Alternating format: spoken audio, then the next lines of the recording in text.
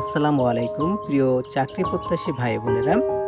আজ আমরা ইংরেজির একটি গুরুত্বপূর্ণ প্রশ্ন বা এমসিকিউ এর সমাধান করব, যেটি চাকরির পরীক্ষায় বারবার আসে। প্রশ্নটি হচ্ছে, what parts of speech is the word, অর্থাৎ এখানে ফাদারলি লেখা আছে, এই ফাদারলিটি হচ্ছে কিওয়ার্ড। আর এই প্রশ্নটি 18তম, 15তম, 14তম এবং 10তম নিবন্ধন পরীক্ষায় এসেছে।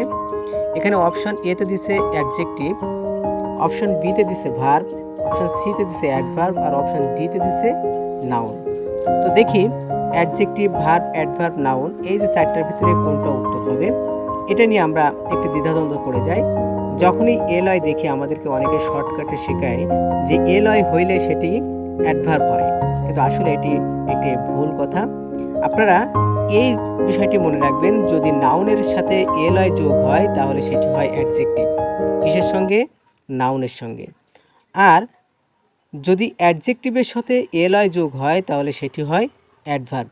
অ্যাডজেক্টিভের সাথে এলয় যোগ হলে অ্যাডভার্ব, নাউনের সঙ্গে এলয় যোগ হলে সেটি অ্যাডজেক্টিভ। তাহলে নাউন কি? আমরা তো নাউন মানে আমরা সবাই জানি যে নাউন হচ্ছে নাম। আর এই নামের ক্ষেত্রে যে বিষয়টি, যেরকম ফাদার, মাদার, ব্রাদার, সিস্টার, এগুলোর পরে যদি এলয় যোগ হয় তাহলে সেটি হচ্ছে অ্যাডজেক্টিভ হয়, তখন সেটি নাউন থাকে না, অ্যাডজেক্টিভ হয়ে যায়। আর ভার্বকে যে অতিরিক্ত মাত্রা যোগ করে সেটি হচ্ছে, আমরা জানি যে অ্যাডভার্ব হয়। যেরকম সোলো হচ্ছে একটা ভার্ব, ওর সঙ্গে এলয় যোগ হয়ে এটি হয়ে গেছে এখন অ্যাডভার্ব। তো এই বিষয়টার প্রেক্ষাপটে এখন আমরা এই প্রশ্নটি সমাধান করব যে তাহলে ফাদারলি এটি কি হবে? অ্যাডজেক্টিভ হবে, নাকি ভার্ব হবে, নাকি অ্যাডভার্ব হবে, নাকি নাউন হবে? যেহেতু ফাদারলি, ফাদার হচ্ছে নাউন, তার সঙ্গে এলয় যোগ, তাহলে নিঃসন্দেহে এটি একটি অ্যাডজেক্টিভ হবে।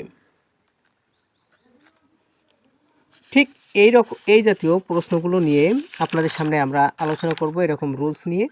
তো এরকম একাধিক রুলস নিয়ে আপনাদের সঙ্গে আলোচনা করার প্রেক্ষাপটে আপনারা যারা চ্যানেলে নতুন তারা অবশ্যই চ্যানেলটি সাবস্ক্রাইব করবেন। আপনারা ভালো থাকবেন, সুস্থ থাকবেন। আল্লাহ হাফেজ।